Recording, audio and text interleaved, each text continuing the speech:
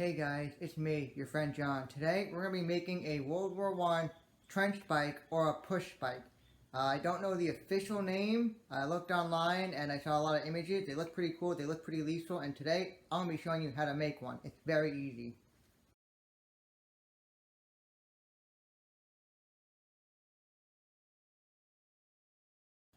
So in order to make this weapon, what you need is some long nails, a pole or some form of handle, paper towel rack, and a dish rack.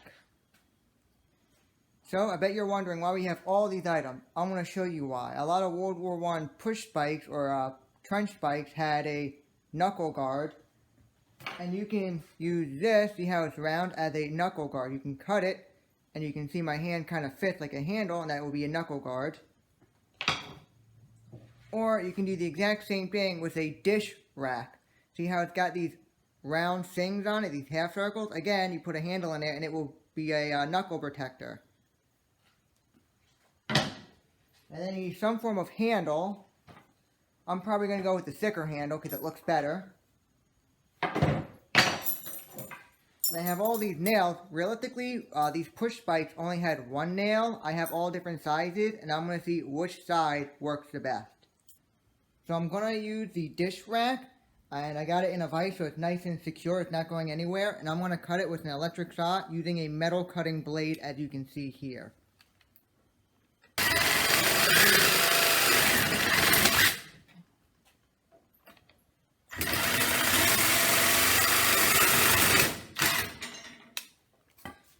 Now we got it out, and you can probably see what I mean for a knuckle guard. See, as here, I got a knuckle guard, but we're not done yet. I'm going to cut these little ends off here and here. So once you cut it, you're going to put it securely in the vise, and you're going to cut these little ends off. There we go. So now what I'm going to do is I'm going to use the sander to point this a little and make this a little bit of a point as well. So when it goes in the wood, it goes in nicely. So I'm going to use my belt sander.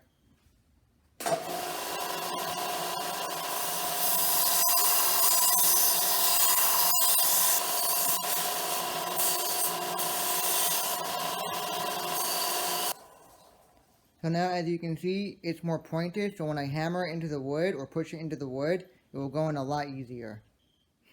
Next, I'm going to take my wood pole and I'm going to cut it right here on this line so I can have a good grip and some extra space to secure my nail. So after you clamp your pole to the table so it's nice and safe, you take a wood cutting blade and you cut it on your line.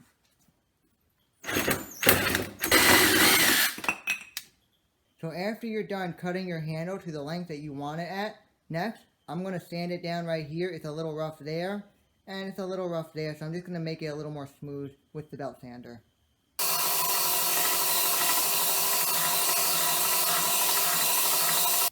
Now that we're done sanding, you can see that it's a lot smoother now. Looks a lot nicer. So now I'm going to sharpen this nail point so it's a little more round and a little more sharp.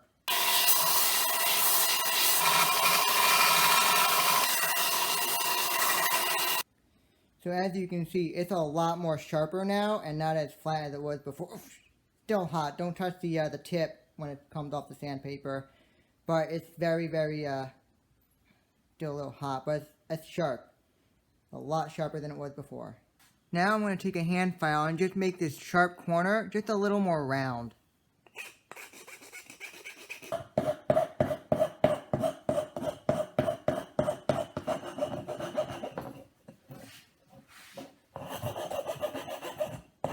So now I got it nice and more rounded off. What I did next was I drew some holes for this. As you can see, it matches up, and I'm going to drill a hole so this will go in the handle quite well.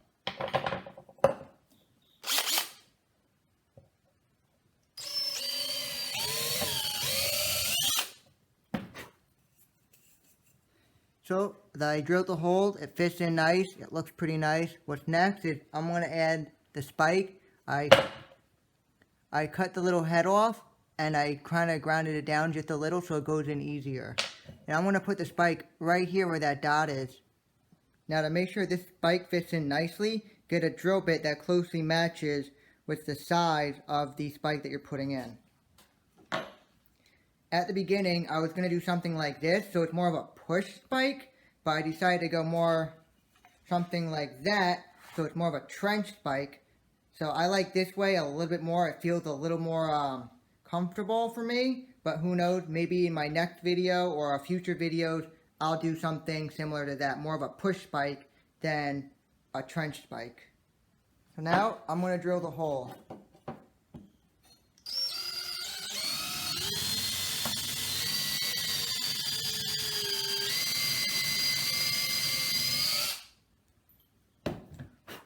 I don't know how that happened.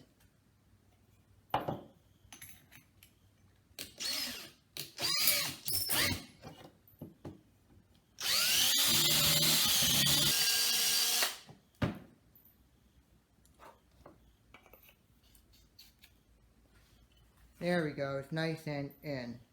So what I'm going to do now is I'm going to darken the wood with a blowtorch.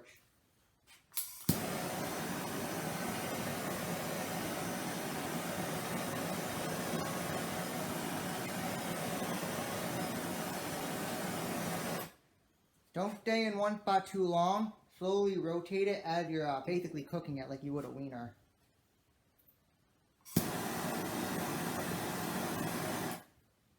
Now we're going to gently wet sand it.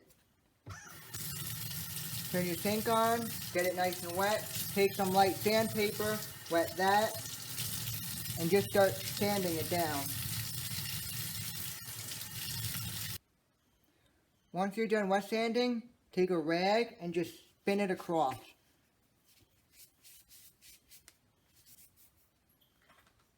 As you can see, it's a lot darker now and it looks a lot nicer. Now I'm going to let it dry, and then once it's done drying, I'm going to add some clear coat to it. Alright, as the handle's drying, I'm going to sand these down, and I'm going to paint them black so they look nice. Same thing, I'm going to wet sand it.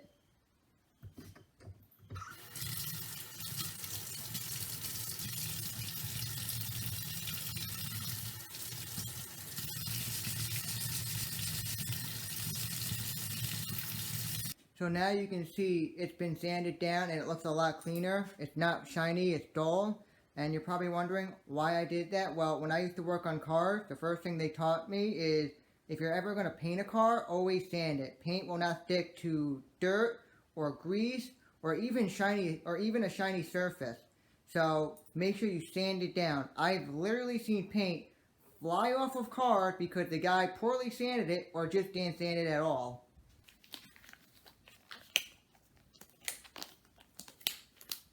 Now it's time to add the clear coat to this handle so it looks nice and shiny and so it protects it from any water damage. Alright, so we got our handle. The clear coating is all nice and dry. It's a little shiny. I'm going to make it more dull just so it looks more vintage and more like a World War I trench spike. So you take a gray scuff pad and you just gently start scuffing the shine off. Alright, that looks pretty good. Now, just take a damp rag and just clean off all that dust.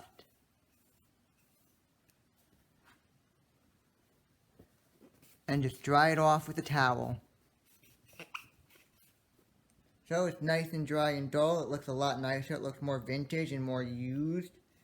So, I got my knuckle guard painted. It looks nice. And I got my nail painted. Nice black. And we're going to add them into these holes. I'm going to pour some glue into the holes to hold it in. Alright, so once you put your glue in those holes, I'm going to put the knuckle guard right in.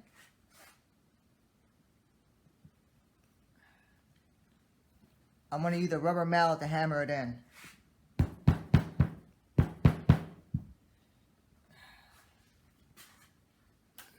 When you get it in, take a wet rag and just clean up those glue drops that are squeezing out. So next, you're going to take your glue and you're going to pour into this big hole up here. Once your glue is in that big hole, take your spike and just put it right in. Oh boy.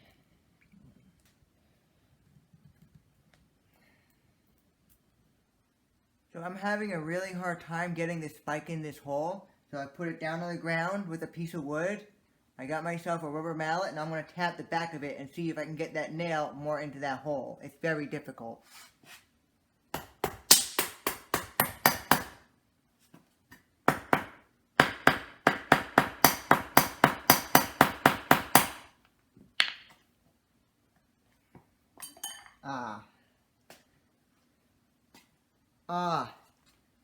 We split the wood. Don't worry, I can fix that.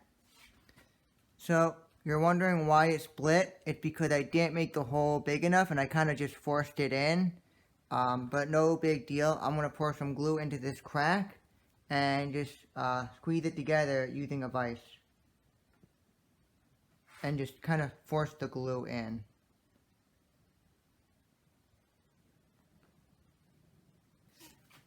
Once you get your glue all forced in, just clean it up with a wet rag. And we're going to put it in the vise. So once your glue is all in, just put it in the vise.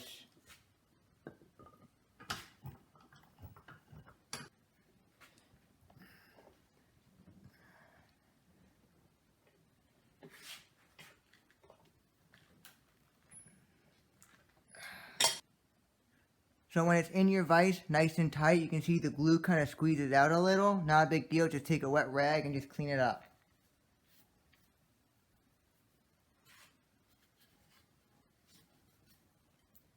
Alright, so I fixed the crack. As you can see, I glued it down and I add some touch-up paint to hide it. You don't see the crack that often.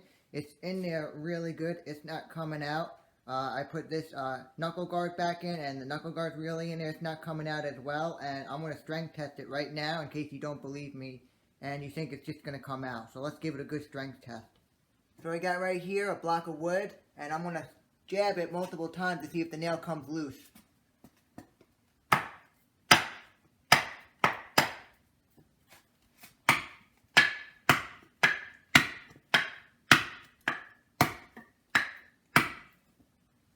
I mean, it's really in there.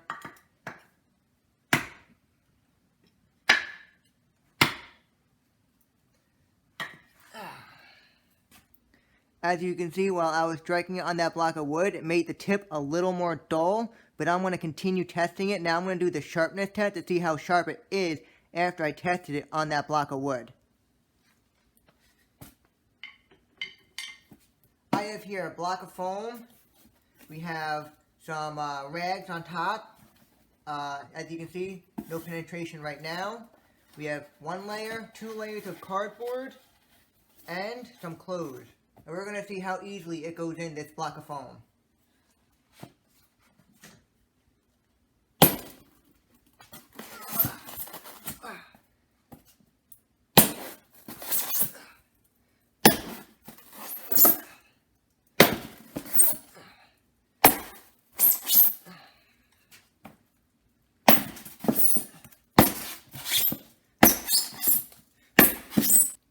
Alright, it did a lot of damage to this foam. Put a lot of holes in that cloth. A lot of holes in both layers of cardboard. And as you can see, a lot of holes in the foam. And this is dull. This is a dull point. This is after I tested it on the wood block. And I didn't even sharpen it after that. And it's still penetrated. We're going to strength test the Knuckle Guard on the block of foam and see if this gets loose or see how well it really is in there. So we're going to give it a good punch.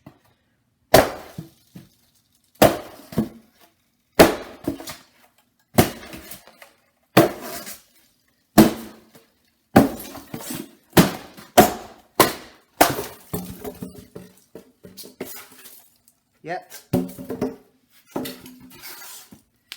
So the Knuckle Guard is still in there nice, and it did a lot of damage to this block of foam. Now we're going to strength test the Knuckle Guard and see how strong it is. I have a block of wood here, and I put a towel over it just so I don't scratch the paint. So now I'm going to strike it with the Knuckle Guard on the wood.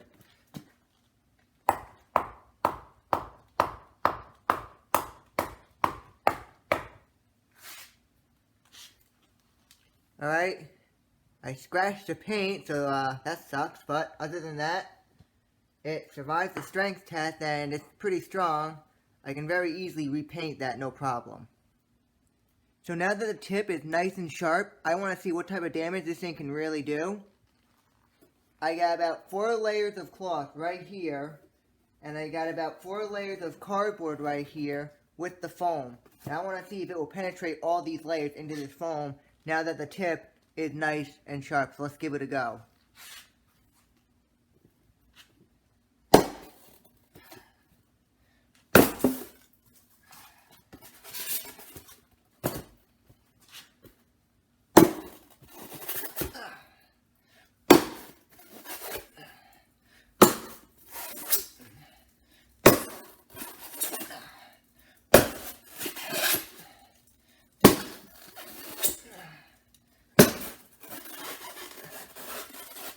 So this is what it looks like on the other side. As you can see, it has about 5 penetration marks. It is very difficult to penetrate, but you want to know what? This thing has multiple layers. You have 4 layers of cardboard, 4 layers of cloth, and you have maybe an inch and a half of foam, and it's still going through. Not by much, but that's pretty decent. Alright, so as you can see, I finished all the testing. I repainted the tip. It looks nice and clean. And I know a lot of you people are probably thinking, why would someone want a weapon like this? Wouldn't a knife be more effective? The answer is yes and no. You have to remember, during World War I, a lot of soldiers wore thick coats, and soldiers did have a knife, but those knives had a hard time penetrating a very thick coat. So a spike like this is very easy for penetrating a thick layer of coat. And not to mention, it's really thick, much thicker than a knife, so if this were to go in a body, it would do a lot more damage than a knife. It's very long and has a much thicker hole than a knife would. And on that alone, I can see why some soldiers would prefer a type of spike-like weapon than a knife. Now, a spike weapon like this during World War I wasn't very common, but there are examples of soldiers using these types of weapons, as you can see in the picture. There are different types, but not too many. Some of them were made by soldiers, some of them were government issued, but they did exist, soldiers did use them, but not on a very large scale, a very small scale, and I can understand why. There is some resistance going in. When I was testing it on the foam, it went in, but I had to add a lot of force to it. But overall, it's still a pretty good weapon. The Knuckle Guard is pretty useful. It did survive the testing. This Knuckle Guard is more of a Knuckle Guard. It wouldn't really do that much damage if you hit someone on the head. I mean, this does hurt a little. I mean, I'm kind of holding back. I don't want to punch myself that hard, but I can feel it. It does hurt. You can definitely use this Knuckle Guard to bop someone right in the head. It will definitely hurt, but no doubt about it, this spike is the main point of damage. This is more secondary. But I'm going to wrap things up by saying thank you for watching this video. This is a very easy weapon to make. If you do make your own, please let me know. Post it on my communities on Reddit. I'm going to leave the information at the end of the video, so please stay till the end. So if you enjoyed this video, please make sure you like it. And if you're new to the channel, please make sure you subscribe to my YouTube channel. I plan on making a lot more videos. And if you want to help me get more subscribers and viewers and reach new audience, please make sure you share these videos among your friends and your family. You can always share them on Reddit or Facebook or any other social media platform. And thank you for watching.